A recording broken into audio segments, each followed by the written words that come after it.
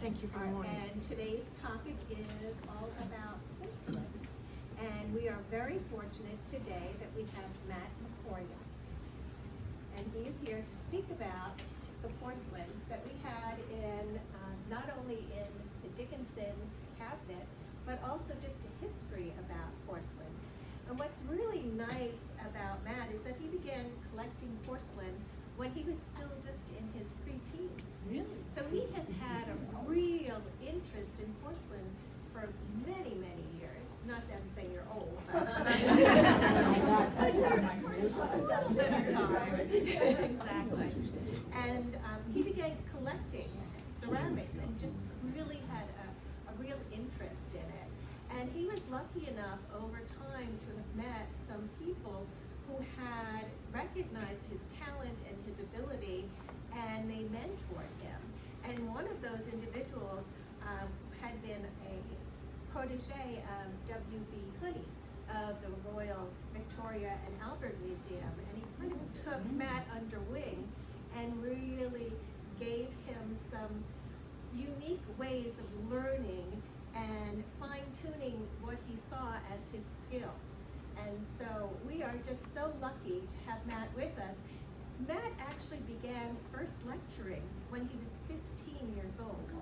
So I think we're going to have a really nice and informative lecture today.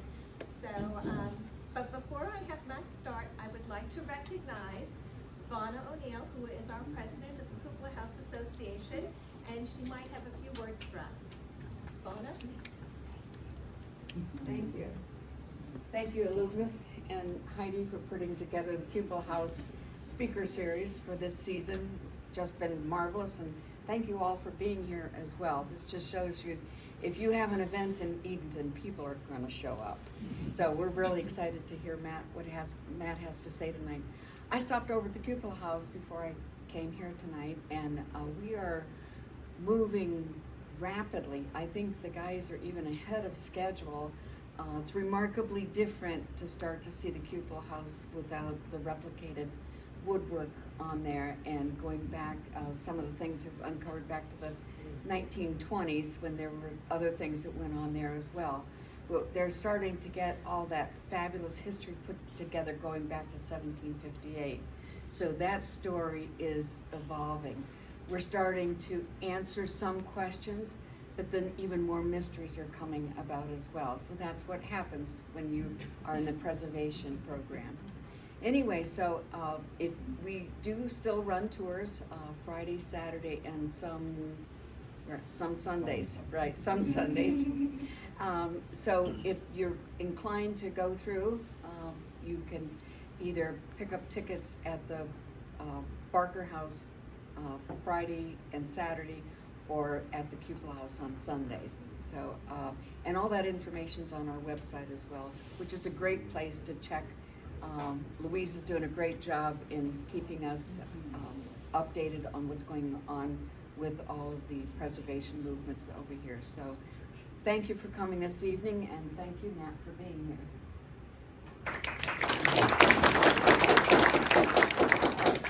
So generally, the idea of hearing about porcelain plates can put a lot of people to sleep, so I'm going to try to keep it as interesting and interactive as possible. I plan to talk for about 20-30 minutes. I'm going to try to show how those three pieces that are in the Cupola House collection actually kind of tell the whole story of the journey of ceramics in America and how they tie in throughout the history of ceramics. And hopefully everyone will understand the difference between hard paste porcelain, soft paste porcelain, and bone china by the end of this program.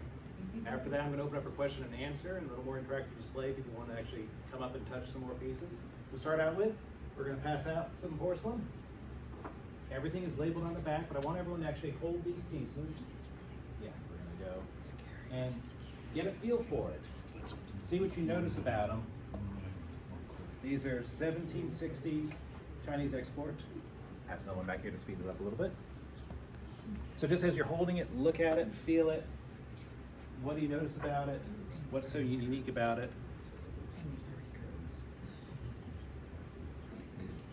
What you're holding in your hands there at that time could only be found in China. For centuries, it was a secret in China.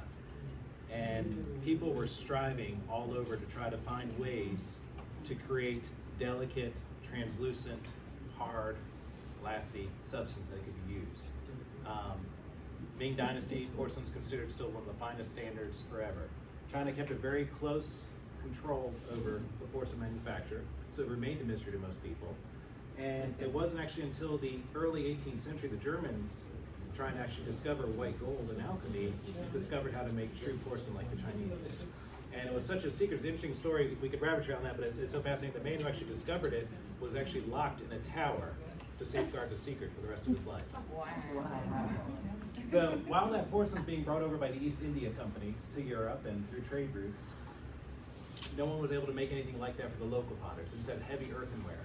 So in comes around the late 1500s, tin enameled earthenware.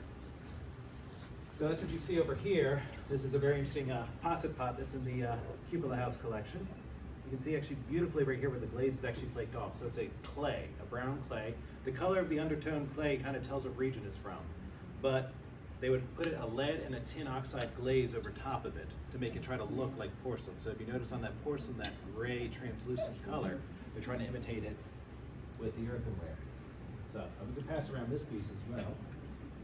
You see These that? are all porcelain that we're looking at. Those right there are hard paste porcelain. Those are labeled on the back. Okay. This one bowl here that will make its way to the back is the only piece of Delftware that we have at the table. But it's another step they're trying to do to try to create this blue and white, fine stuff that's worth its weight in gold at the time. Nice. So eventually what happens is there's potters in England that are having a hard time trying to sell their wares. You know, they're just traditional potters. They want in on this market. These ships are coming in. The money's being made. People are, it's high demand. Royalty has it. So about 1740, there's multiple chemists that are all trying to mix local clays and try to create methods and ways to create stuff. But the biggest problem that they had was when it came to the firing. In China, in Qingdacheng, there was 100,000 kilns operating. It was a whole region. These kilns actually lasted until the French destroyed them in the mid-19th century, and part of them were rebuilt. But you had millions of people actually living and working. These kilns were fired constantly. The temperatures they were getting into were thousands of degrees more controlled. Whereas in England, not so much of that capability to that factor. They couldn't quite get the right temperature. They didn't know the right clay consistency. They had chemists or labs to analyze it. So Dr. John Wall is credited in 1745, which actually he wasn't the one, it was someone else, but anyway, he got the credit for it, for discovering soapstone porcelain. Soapstone porcelain is the first category of what we call soft paste porcelain. So the Chinese have what's called hard paste. You see how hard, how glassy, how shimmery it is. And the English have what's called soft paste porcelain. Soft paste porcelain is fired at a lower temperature than the hard paste porcelain. So it's just something they were able to do more, but they use local clays. A factory in London, Longton Hall, actually, their porcelain's almost glass. It's like a white glass, literally, it's silica. They're making type of glass. It's not sharp, it's very loose, not very crisp at all. You can even see the difference on the back, on the foot rib. That's one piece there.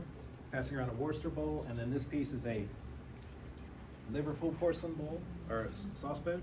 No, is this English? This is English soft paste porcelain made in Liverpool, England, trying to look like the Chinese, but you can clearly see, as it passes around to everyone, it's just not quite there. It's clumsier, it's a little bit thicker, it's got a telltale green hue. So,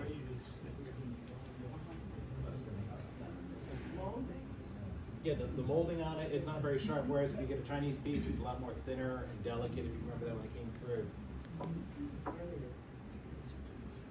A Quaker minister, actually, inside of Bristol, England, around 1755, noticed some white clay, and he began experimenting with it. Now, that individual, William Cookworthy, was a brilliant man and did lots of experiments with this clay, as well as being a Quaker minister, but he was a terrible businessman. And he actually discovered a way to make hard paste porcelain using local clay. It was a very small factory. He said he's a very bad businessman, very bad at advertising, but he treated his workers well, and this actually goes directly into tying into the pieces we're going to see over here at the Cupola House. He had one thing he got right though. He was really good at imitating the high Chinese fashions. So you can kind of see this Chinese export plate here from about 1760, and this piece from Bristol, England, the similarities in the pattern, how they very closely copied it. And what's really cool is that you can see the same time period. You see the similarities on it? Again, this is a beautiful Chinese export porcelain charger that the Cupola house has. And you can see the different levels, how the patterns are starting to change. You get a little more relevant, people are getting a little more on edge. So around this time when the Chinese start getting into these colors, you have a slight change going on in China. In China, the emperors controlled the porcelain manufacture to a finite detail. And one of the biggest changes and advancements was actually Emperor Kangxi. And he ruled from 1662 to 1723. And he's the one that really took off the marketing to the West for his export porcelains. So this is a Chinese export hard paste porcelain from about 1710. It's referred to as a bullet teapot, not just because it's round like a bullet, but on the inside, the spout is actually broken through, connected to the body. It's a telltale sign for a Kangxi piece. He also introduced new enamels. He perfected the art of anglaise enameling, which is what we see in the 1760s taking off and becoming popular. This particular one's a Famille Verte, and that means the green family. And he actually created his own mixture for the greens, supposedly himself, that when he ceased to be emperor, it ceased to exist. So that's an easy way to tell it is actually by the shading of the green. And there's a small holidazing around it all. So this started out the art of enameling on porcelain to a larger extent for the export wares and making it more and more common, which then opened up the doors for these other English companies actually get a little bit better at trying to copy.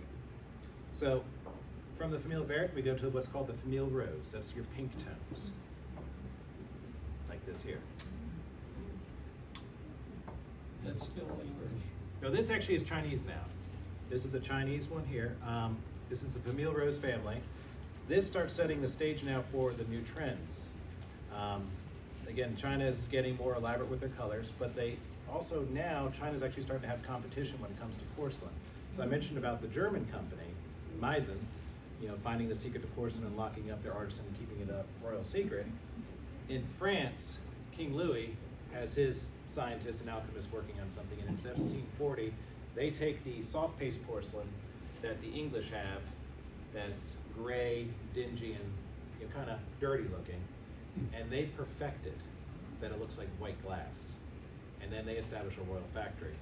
And France being France, as always the height of fashion, they actually begin to have a influence upon even the Chinese. So we begin to see more of the Famille Rose with these floral patterns that are flowing and suggestive, and then borders, brocaded borders, even fabrics. And as the French are placing orders for large services, it's just increasing this demand because they're customizing it to their patterns and their best styles. Which house did that? Which it was Sèvres. Sèvres, Sèvres, yes, yes. It originally Vincent, but then it became Sèvres, and that set the standard for everything. Yeah, that's a Famille Verte for that one. So, and from there, you have, again, Mr. William Cookworthy, his little factory that's not producing much, that actually has the secret to making porcelain, which we can pass this piece around as well. You'll see the similarities to it to the Chinese pieces, not exact. He's responding to all these market trends. And sometime after the French, I don't remember the exact date, there was actually a heavy tariff placed on any imported Chinaware because the English China market's beginning to take off. So what's that causing then? Well, if you have French porcelain, that's high fashion, that's high style. So what do you naturally see then? All these English makers now are now starting to do things in the French style. Well, the most popular ones would be Worcester did the Queen Charlotte pattern. Again, very French, it's a direct French influence on everything there. And then with that, they're starting to actually look away from the East entirely for their styling and their designs. And as the centuries progress, we see more and more of the Chinese actually responding to the French influence of what's stylish, popular. And by 1791, the East India Company of England ceases to actually import porcelain bulk because the domestic market and the appeal and demand for European goods is so high. So you can start seeing the end of it.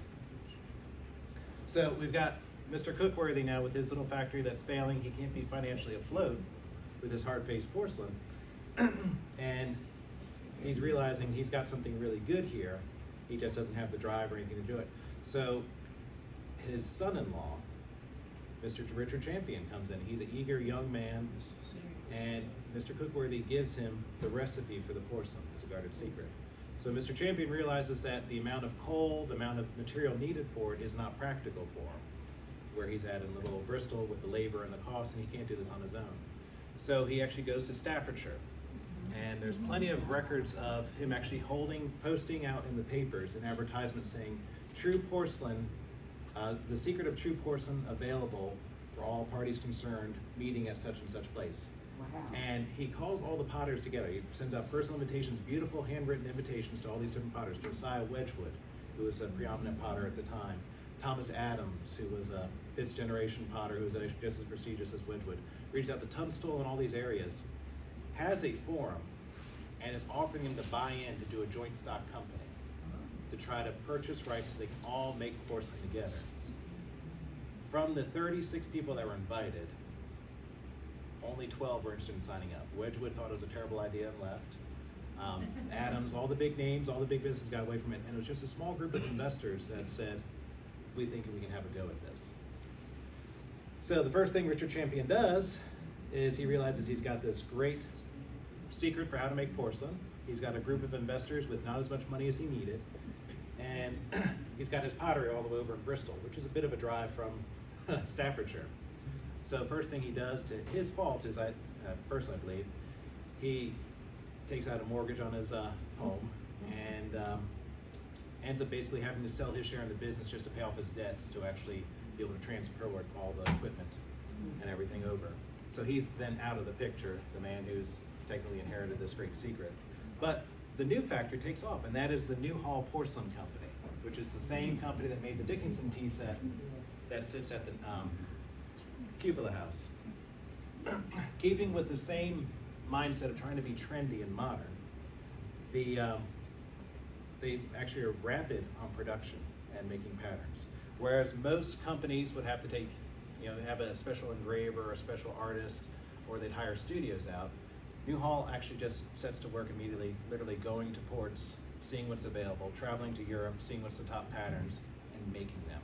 We're talking like weeks turnaround, patterns out, which is really fast, really efficient. So currently in the book, there's a New Hall porcelain book, and it's incomplete because there's so many New Hall patterns out there. They're still trying to catalog them all. So naturally, when they get to Staffordshire, the old joke is that the old Stoke-on-Trent men were so thrifty they found better ways to improve the firing process. So they were able to reduce the cost of making true porcelain, and it actually was cheaper than if they were making that soft paste porcelain. And the result, I think, is a really, really, really fine piece. We see it come a long way from that gravy boat that, around there where it's the gray, the clunky, and you've got this absolutely lovely hard paste porcelain. No treating you really get. And again, it's in the most popular style of what's coming in from the East. Any questions before we roll on? The bowl you just lifted, Uh-huh. tell me what that is. So this is Chinese export from the Rose. Chinese? Yep, Chinese. So it's a hard paste porcelain. You can see the gray tint to it. Very heavy. Yeah, this would be considered more of a basic grade. The Chinese even had for their porcelain different grades of tiers. This would be considered cottage ware. Wouldn't be considered high tableware or anything. But you can see the direct influence with the. Did you have a Staffordshire piece? The New Hall technically is Staffordshire. It's Shelton, which is right outside. The New Hall teapot right here that we'll be passing around is technically Staffordshire. It's It is? Shelton region.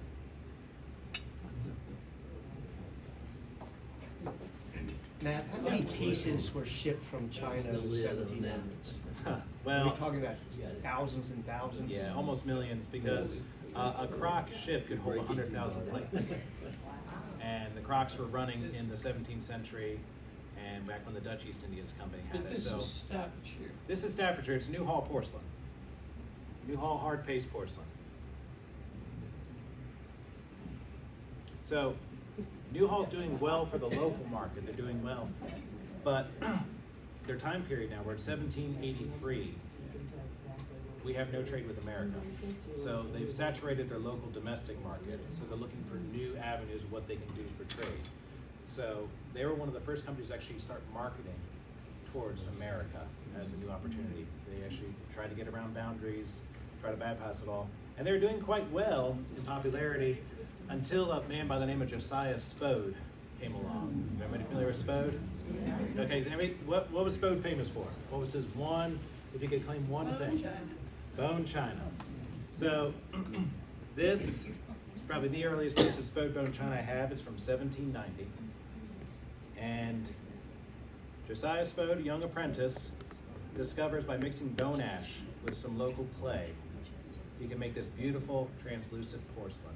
Fired at a lower temperature than the other one, so it reduces the cost, and the results are absolutely beautiful. So I've got this bowl here, and I'm going to pass around also. There you go. This is an early Spode piece. Again, you can see that the pattern, we're not looking after Chinese. This is more of a high-end piece. It's going to the higher-end market. It's going in a French style. This could be a Sevres piece, just a domestic person looking at it. And then even down to this is a Spode platter, 1805, 1810 bone china. Not Chinese at all. It's on its own unique styling here. French influence, and then it's actually getting into more of an English domestic with the cabbage rose. But Matt, that's the white, the end line and producing the white color. yes, the bone ash is, that's the key. I got to pass that one that way. Is that Is it the calcium in the bone ash? It is. It is the calcium in the bone ash. It's the key for it all. Because like Worcester, even at this time, that company who did the soapstone porcelain, they were experimenting with lime ash and everything else, and they experimented a little bit with the bone ash, but didn't have the ratios just right, so just went disastrous form. So the ratio when it got perfected is what produced Exactly. Bone ash. And at the time, England had plenty of animal bones everywhere. And actually, even during the, they would even go to the point where they would use teeth as well. That'd be available. So, you never know what you're eating off of. Yes, ma'am. So in today's China world, you have fine china and bone china. What? Is this bone china the same? It is actually Spode, same formula. There's So been you can still see your hand through you it can if see you your hold hand it? actually through almost all of these. Okay. As well, like even the hard paste porcelain, it's translucent because it's largely silica. Same with the soapstone porcelain. Actually, it's one of the ways to identify Old English porcelains by the color it gives off when it's held under the light and the patterns inside there, which is really, it's a fun, interesting study. Cool. So Newhall now is being left in the dust a little bit. They were this trendy company, but their porcelain, if you compare it to the gray tones, now it's looking quite gray when you compare it to the bone china. So they have to do a dramatic shift because their sales are declining, they're not able to keep up. So in 1813, they finally make the switch to bone china. And yeah, you can see with the pattern, we got a little bit of a Chinese feel here, but this is actually a direct copy of a Spode pattern that Spode was making at the time. Only difference is Newhall actually reverses the blue. That's one way to identify it. The Spode will have a blue on the side and a red on the front. Newhall just did it reverse, just so it's not a direct copy. But you can see their bone china body with the early firing. When I pass this around, you'll see on the edges over here where the glaze is pooled, there's lots of smut from the coal and everything else. It's still not as clean and crisp as you're gonna see on the Spode piece.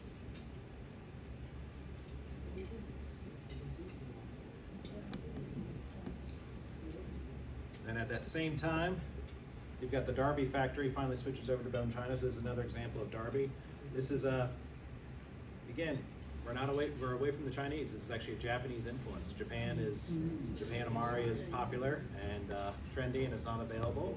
So they've switched from copying Chinese pieces to Japanese. So this piece is bone china, one of the very first Lord Derby pieces, from about 1800 to 1810. Yeah.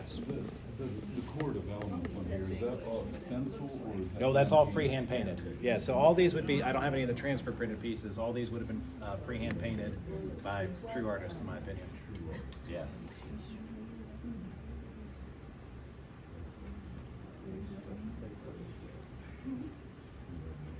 And then all during that time, this is part of what's influencing it well. This is part of a set I have, but this is the real deal. What's going on in France after the French Revolution, and right before it actually, they start letting up a little bit on the policies about who can make porcelain. Because at the time, only the royal factories could make porcelain. So this one I was actually able to pick up locally. There's an apron that goes along with it and a few side plates. But this is made in Paris about 1790 when they started opening it. But you can still see that beautiful white, crisp body of it all. And you can still also see the pattern where you've got your flowing swags and your ribbons and your splash of florals to it all, which again is influenced by the the French style now. It's a unique French style. It's no longer Chinese. It's now setting the standard for everyone else. So this is Paris, France, about 1790. So it's a true hard paste porcelain, but you can see how close the bone china copy.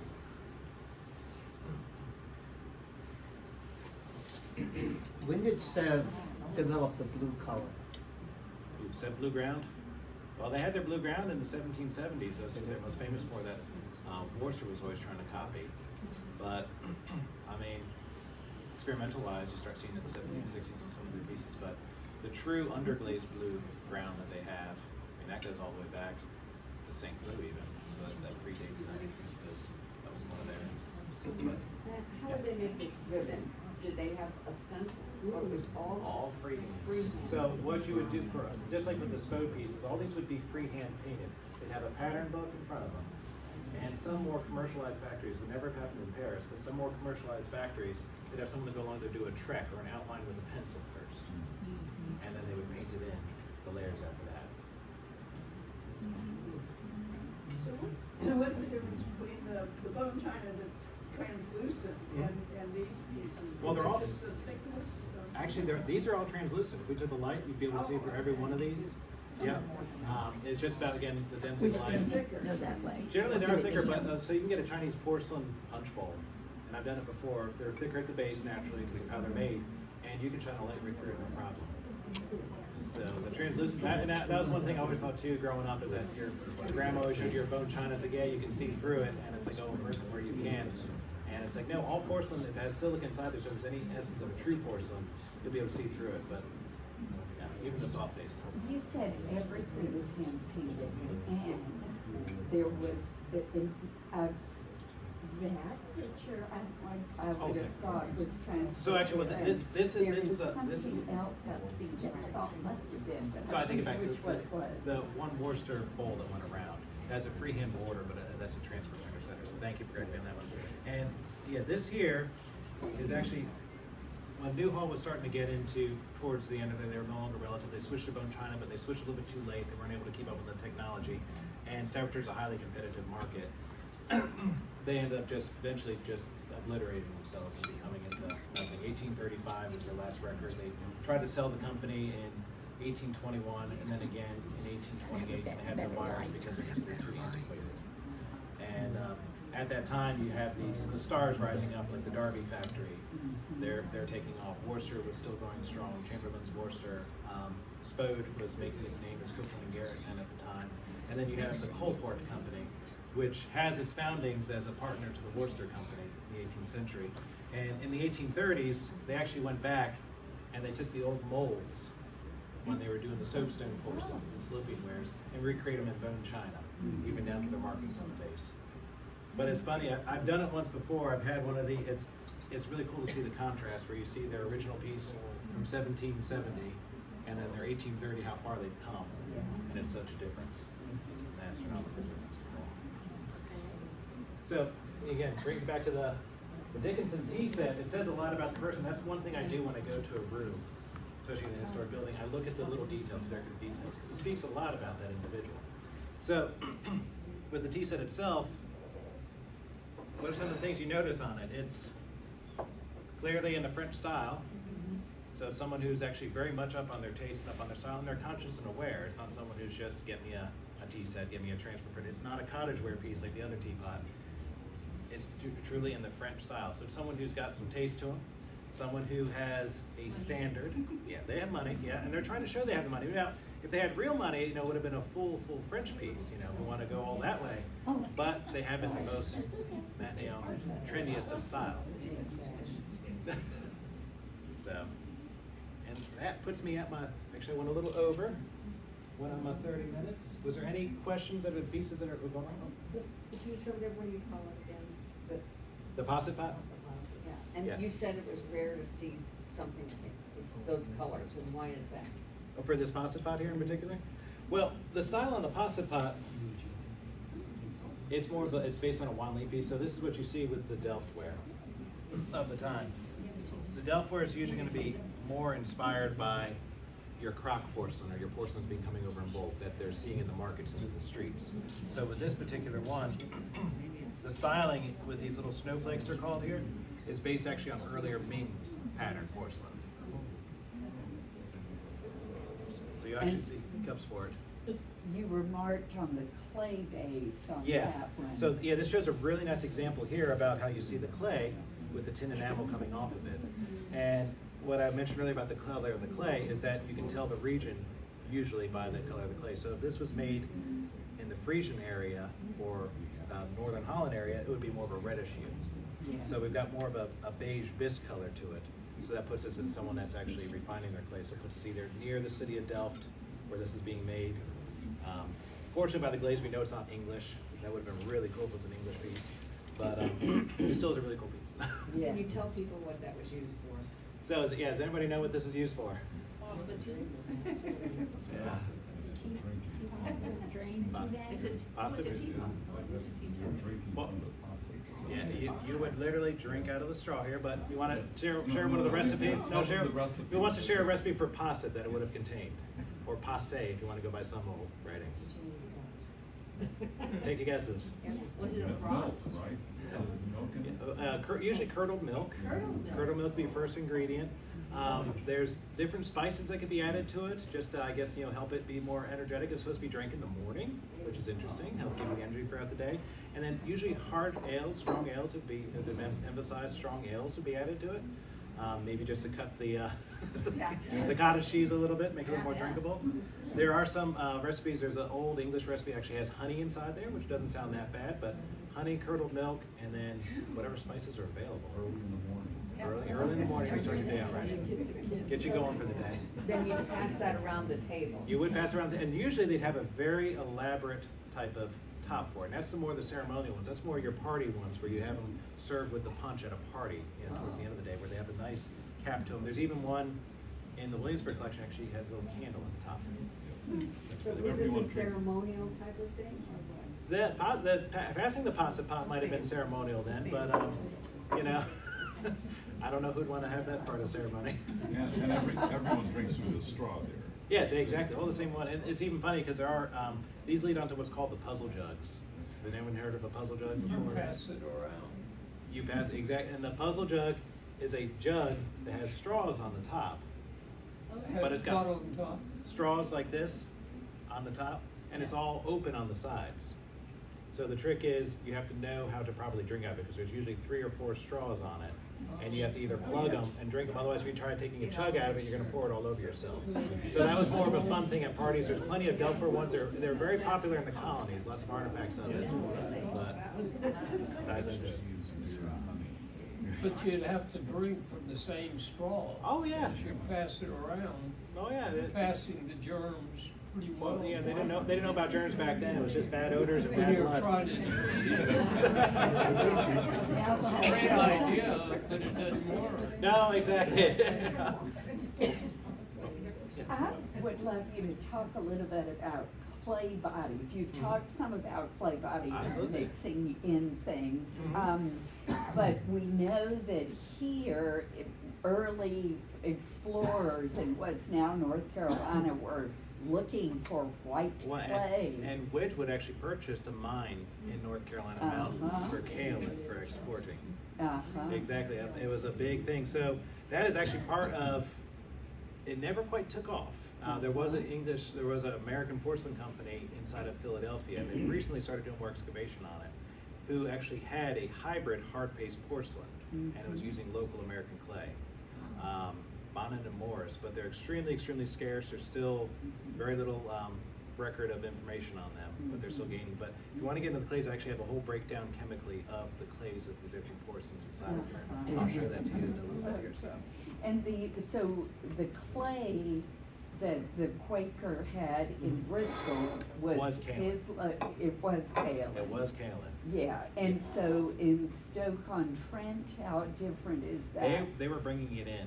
They were. They were purchasing and actually bringing it in. And so John Lawson might have been seeing if he could serve their need. Exactly, because it's all about the pricing of it all too, and the Uh-huh. labor. And then at the time too, when they first started doing all their excavations, trying to find clay out here, white clay was hard to come by. Everyone's trying to mix all kinds of stuff with it, so it was definitely worthwhile to or try to find something. So my question is, I didn't see a lot of imprint or stamps on the pieces that you passed around. When did that start happening? Well, so it goes back actually, it wasn't required until the McKinley Tariff Act of 1891. 1891? But it goes on before that. So a lot of the early Worcester pieces, or even the factories at Plymouth and Liverpool, they used to do incised marks. Yeah. They don't quite know what they were all for, but they can be categorized. You'll have, they're really like almost alchemy marks that we see on them. There are all different little symbols there. Worcester started doing the crescent mark, which is on the back of that bowl, circling around somewhere. I saw But it looks one like of the them, yeah. I saw one. And that was the Worcester crescent. They also had a W mark that they'd use, and sometimes they do incised initials inside there. Generally, you don't see that until it becomes more commonplace around the late 1800s, that's what when I people were actually starting to be paid by the piece. So the potter would be paid by the piece that they're making, and then the painter would be paid by the piece that they finished. So you start seeing these little initials on the back. So that's when it starts going. And then, of course, when trade names become a big thing, that's when you start seeing it. So there's another type of porcelain that we don't need to get into right now, but it's called feldspar porcelain. That was really popular in the 1820s. It was beautiful, more translucent than bone china. And any company that did that, you flip over a plate by them, it could be a plain looking plate on the back, it just smack you in the face. This big, beautiful crest, wreath and everything, true feldspar, and it's spelled several different ways, feldspar, feldspar, anyway, it'd be this beautiful cartouche on the back, and it's like, simple plate on the back, it's like, this is feldspar, and it's part of their marketing. So, yeah, so you're starting to see, again, it's more moving away from the more of the cottage industry, and getting more of a centralized, industrialized one, as you start seeing more of the marks, the stamps and everything.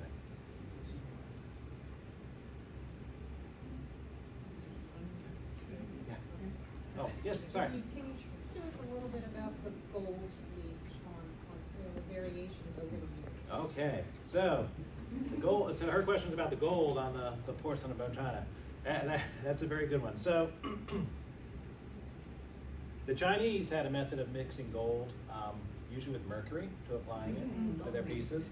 The gilding on the Chinese pieces usually does not last very long. It's usually pretty bad because it's very, very light. It's not a very good purified gold. They didn't have the right refineries for gold. They weren't the raw materials. They were really good with their pigments, just not with their metals. The French were the ones that were perfection of gold. They did gold paste on porcelain. Mixtures be anywhere from honey, even some essence at Vincennes they did gesso and fired that and got that to work. The spooky one is Derby. So Derby perfected the warm honey gold. So they were very famous on a lot of the pieces for elaborate gilding when they were getting started, Lord Derby. And they had a hard time keeping workers. So their gilders were paid very heavily because there's this odd thing when people worked for them, their gilders didn't live very long. And Derby's gold is still brilliant. It still holds up. It still shines after all these years.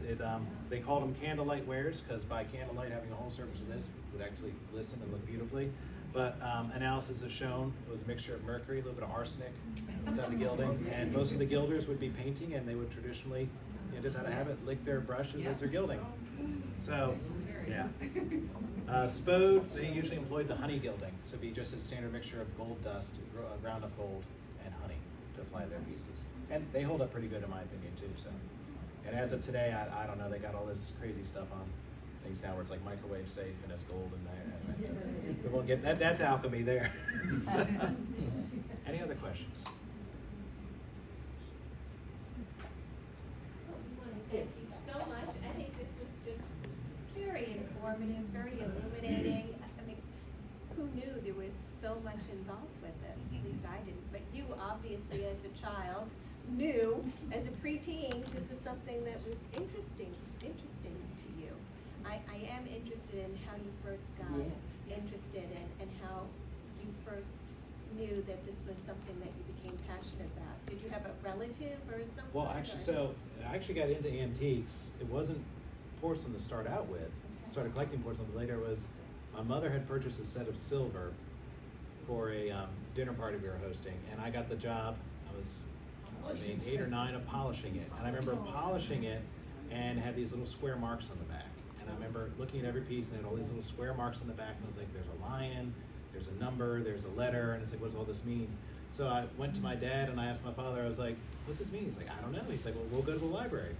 So we went to the library and we checked out Seymour's Book of Hallmarks, and I thought it was so cool. You can actually tell from that what year it was made, and they turned out to be made in 1824 in London.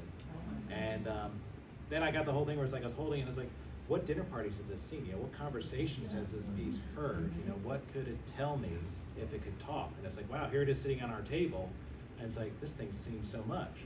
And then my mom was always into, she was very much about Royal Crown Derby and nice dinnerware, and I got me interested in going to that shop. I was like, well, wait, you know, we've got this really cool old china here, and we went to the Dalton store at the time, and they were talking about how this pattern that they had dated back to 1780. I was like, wow, wouldn't it be cool if we could get a pattern, an original plate to that?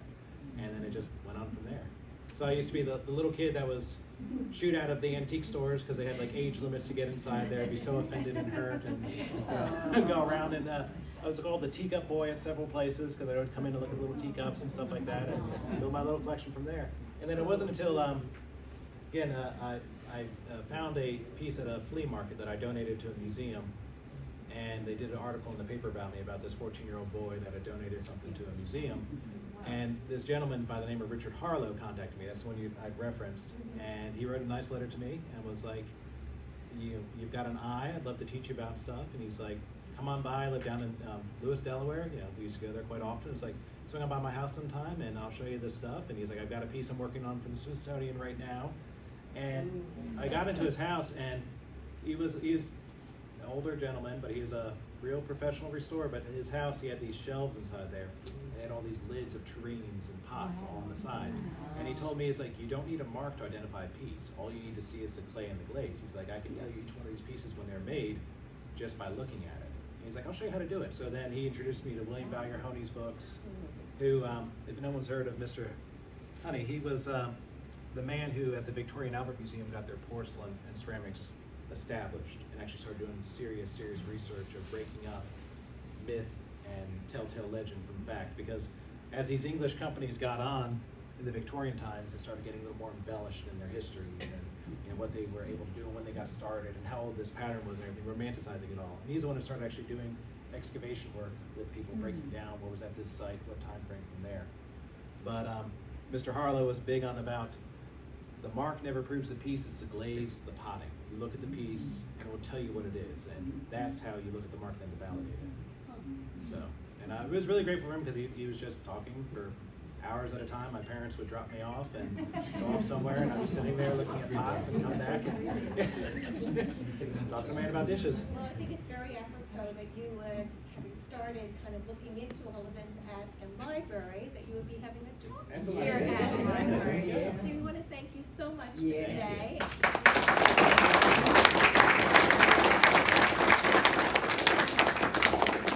We just want to remind everyone our next speaker series is going to be on April 4th, and we will be having it at St. Paul's at the Parish House, and it is going to be Susan Buck who will be speaking to us. So we hope you will mark your calendars, and we hope to see you all then. Ivana, would you like to say anything in conclusion? Well, Elizabeth, thank tell you. us who Susan Buck is. Yes. I know who she is. Well, she does paint analysis, and she's going to be letting us know. With the Cupola House, they have been doing some research on the colors and the original paintings of the interiors of the house and the exteriors of the house, and she will be able to give us a comprehensive talk about what she's found. So it should be very enlightening for all of us. She's the reason the Cupola House is painted colors that are painted right now, because she did that research. And, after considering all of that, we said, well, we spent all this money to have her tell us what the true colors are. So let's just jump in and let's do that. So a few years ago, we did change the colors. People didn't like that bright green at first, but I think you all are getting used to that. And she has quite a wonderful background. She's known internationally. She has done paint scrapings at the Forbidden City in Beijing. So and she's been at Mount Vernon. I mean, if you name just about every historical significant place, Susan Buck has been there. And one thing that's really important is this is the culmination of her career, and the Cupola House is one of her last projects.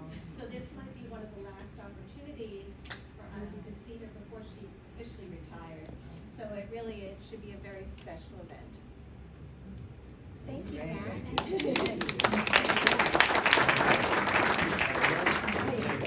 Please.